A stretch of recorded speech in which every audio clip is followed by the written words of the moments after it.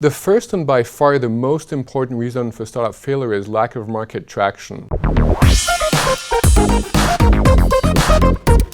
André, I understand that with your in-depth experience of startup investing and due diligence, over the past 7 years you've been noticing some patterns appear.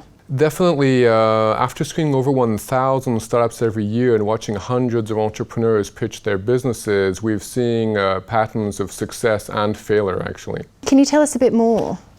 Definitely, we've noticed a major reason for startup failure, and rigorous research regularly backs our own observations. Okay, and what is this reason? The first and by far the most important reason for startup failure is lack of market traction. In other words, the startup builds products that nobody really wants. And how could a startup avoid making this mistake? Startup founders often wait until the product development is nearly finished to test their assumptions against the market. This requires significant resources to finally find out what users are willing to pay for. So what can be done to make sure these assumptions are tested earlier? The usual method is to develop a minimal viable product, an idea borrowed from the lean startup methodology. This is a huge improvement and could save lots and lots of time. And you propose going further with the MVP? Indeed, the common understanding of the MVP is actually useful to test a certain technology and make sure it matches the need of the customer. Yet, a large number of businesses actually have a higher market risk than technology risk, and therefore the technology can wait to be developed. So how can you test the market without the underlying technology even existing? Well, let's imagine that 8 years ago the founders of Airbnb wanted to try out their idea of renting out mattresses in other people's homes.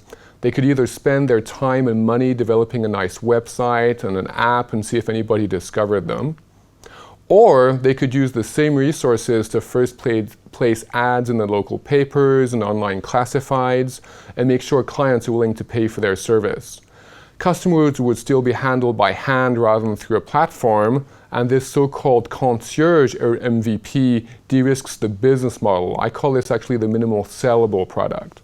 I understand. So what you're saying, for companies, it's more market traction and actually not having the willingness to get this attention is more the problem than the technology actually not being available. Yes, exactly. Well, André, thank you so much for coming and chatting with us today and sharing your insight. Thank you, Celeste. It's my pleasure. That's all from myself and André today, but if you like this video, be sure to give it a like and comment on our website, dukascopy.tv.